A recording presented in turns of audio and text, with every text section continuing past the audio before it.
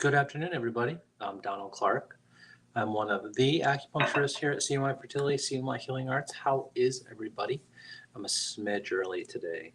Normally I pop on at 2:30, but I had a little free time, so I thought I'd pop on it a little early at 2 o'clock. It's been really nice here in upstate New York. Everyone's flowers are starting to really pop and take off. And we've had some, it's that summer monsoon torrential rains that are starting to happen. And hopefully, it's not another summer like last summer where it was just brutal and wet. Oh, good. I think I'm live. Sometimes I'm live and sometimes I'm not live. So if you can give me a 5x5 and let me know that I'm live, that would be awesome. And hopefully you can hear me okay, and hopefully you can see me okay. We've had a few technical difficulties lately, and so we're just working through them. So yes, summer is upon us, and today I wanted to talk a little bit about summer and heat and how to avoid some of those obstacles. Hello in Ohio. I guess you guys have been getting some heat too, and I also want to talk a little bit about the summer solstice. That's coming up, right? So officially, we're entering into summer, and the summer solstice is next Tuesday, I believe, the 21st. And for those of you that are unaware of the summer solstice, it's the longest day of the year, right? And so that's when that's when we have the most daylight in our lives. And we had a full moon. I think it was the strawberry moon this week, and it was really clear out on that day of the full moon here. So the sun was setting really late. I was walking around at 9:30, and it was no problem. And the moon was coming up, and it was so bright. And so by the time the sun actually set into darkness, it was into 10 o'clock, and the moon was out, so it was still really bright. It was bright all night, and the sun's coming up so early now.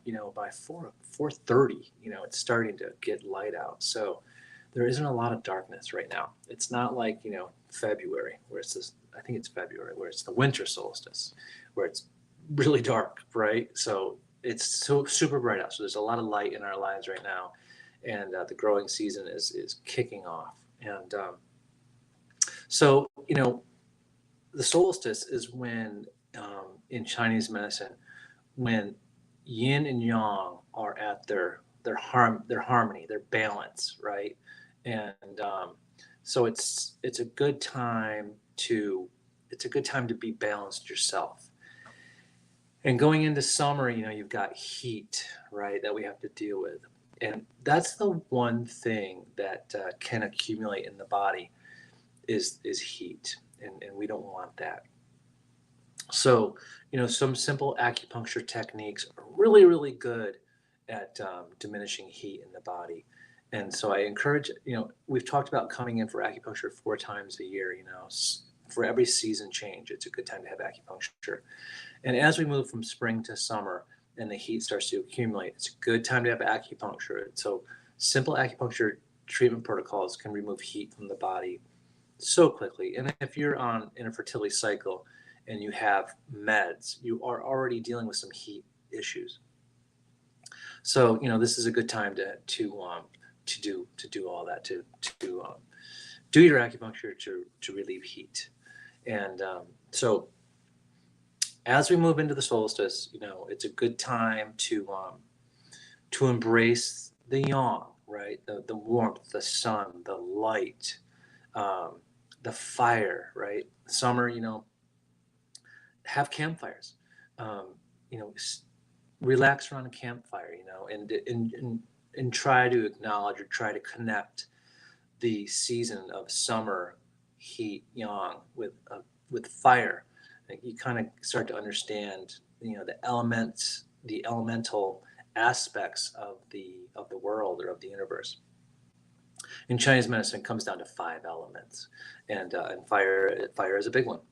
And so sit around campfires, embrace the yang, embrace the light, embrace the fire, embrace the heat.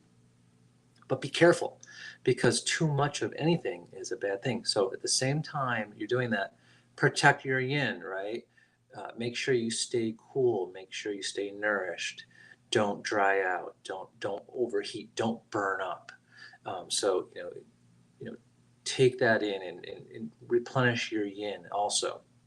That's try to stay cool as much as possible.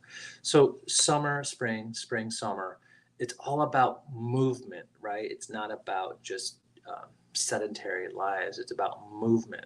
So it's a good time for your spiritual aspect, for your self-awareness, self-consciousness, to complete projects, right? Don't procrastinate.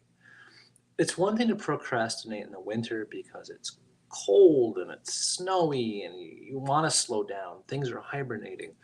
Things are frozen in time. But in the summer, it's all about movement. And so if we procrastinate in the summer, it's harder to swallow. It's harder to stomach when we start procrastinating. And usually we feel a little bit worse about procrastination in the summer. So don't procrastinate. This is a good time to get out, do those projects, complete some tasks, and try to keep moving. The emotion associated with summer is joy. So have fun. Not that you shouldn't be having fun all the time, but have fun. Have belly laughs. Enjoy yourself. Enjoy your family.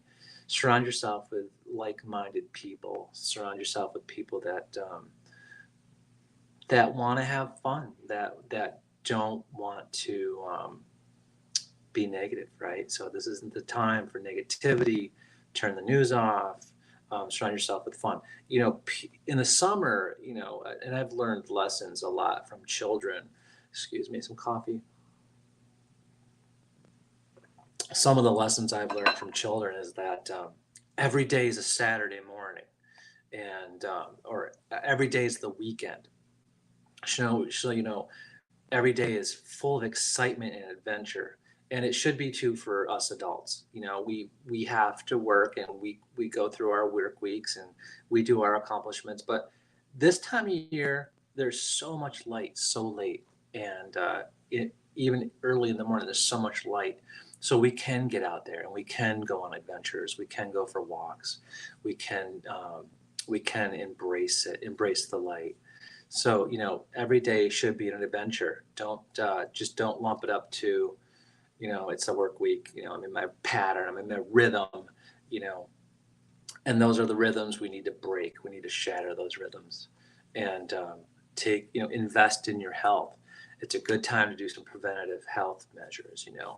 Yoga, massage, walking, fasting, low caloric intake, high fat foods, meats. Everyone loves a good barbecue during the summer. So cook outdoors. I was talking the other day about the areas in the world where I've been where there have been outdoor kitchens. And there's something to be said about an outdoor kitchen and cooking meals outside. So cook your meals outside as much as possible, and enjoy the summer. Enjoy the summer months while you can, and try to be harmonious in that. Try to be zen in that. There's some. I have no proof of this, but it's been said that the emotions that you feel the most on the day of the solstice generally will set the tone for the remainder of that 6-month period. So on Tuesday, try to be zen, try to be calm. Don't be reactive, right? Just try to listen, and try not to let too many emotions flow on that day if you can help it. That's when everything's supposed to be in harmony, light, dark, energies in balance. So if you sway one side, it's like if anyone's ever had a big can of fluid, or a good example would be half a tank or full tank of gas on a motorcycle. You lean one way, it sloshes and it pushes you. So you gotta be careful. So try to stay balanced. Try not to slosh your emotions around, and you'll what did even keeled, right, for those sailors in the group. Keep that keel straight, and you'll move through the next 6 months to the next solstice a bit easier. And it's not to say it's the end of the world, if you have a meltdown or get into it with somebody, it's okay. But, just try to keep your emotions pretty stable on that day. And that's a good idea. Let's see. I always have some cheat sheets. Let's see. So we talked about releasing heat, super important, embracing the yang, and yeah, enjoy the solstice. I know I am, and I know my family and I are going to try to be out in it as much as possible and enjoy it as much as possible. Light a candle, go for a walk, give thanks, burn some incense, And I think we forget that everything on earth basically has come from something alive, even if it was a mineral or a stone or dirt. At some point, it had energy. So give thanks. Give thanks to all the energies in the universe, because we are in space and we are part of the solar system. So there's a lot of thanking to do, a lot of energy in the universe. And so, I was once upon a time, I visited the Museum of Gold in Bogota, Colombia, and there was just some amazing golden sculptures, and everything was gold. But there was one sculpture that really just made an impact on me and how I view the universe, or how I view our energies around us. And it was a very large, and I mean large, I mean like large, golden disc, and its usage was to give thanks to the sun, to give thanks back to the sun god and goddesses. So the idea was the sun would come down, hit this golden disc, and reflect its rays of energy back to the sun to give it back a little bit that it has given us. So, it just goes to show that other cultures and other ways of thinking about our universe and the energies that we're surrounded by. So give thanks. Wear jewelry. Wear some of the most beautiful, crazy jewelry you have. And try to reflect light. Try to reflect it back, and give thanks on this solstice. Longest day of the year. Take advantage of it. Plant a seed. Plant a flower. Plant a couple flowers. Plant a tree. Plant a kiss. Plant seeds of love. Text me. Set up consultations. I'm available on Wednesdays. Happy solstice, everybody, and we'll talk to you soon.